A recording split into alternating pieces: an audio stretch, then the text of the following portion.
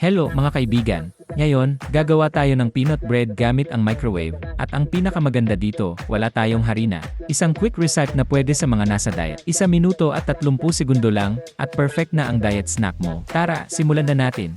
Kailangan natin ng peanut butter, itlog, alulose, asin, at baking powder. Ang alulose ay isang syrup na hindi nakakataba, kaya perfect ito para sa mga gustong mag-diet. Mabibili ito sa Lazada at Shopee, pero totoo, mahal ang original na alulose. Yung mga mura, parang fake, kaya hiningi ko pa sa isang kaibigan ko sa Korea para makakuha ng legit na alulose. Kung gusto mo pa ng mas masarap at malasa, pwede mong i-crush ang almonds at peanuts, ilagay ilang sa mixture.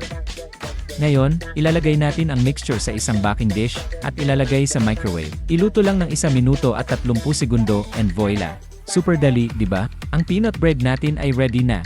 Pwede mo nang kainin ng ganun lang, pero kung gusto mo ng mas masarap, isawsaw mo siya sa gatas. Perfect na diet snack na pwedeng-pwede sa lahat. Ganun lang kadali, healthy, mabilis, at syempre, masarap. Kaya kung gusto mo ng ganitong diet-friendly na snack, gawin mo na ito. Huwag kalimutan mag-comment kung nasubukan mo na.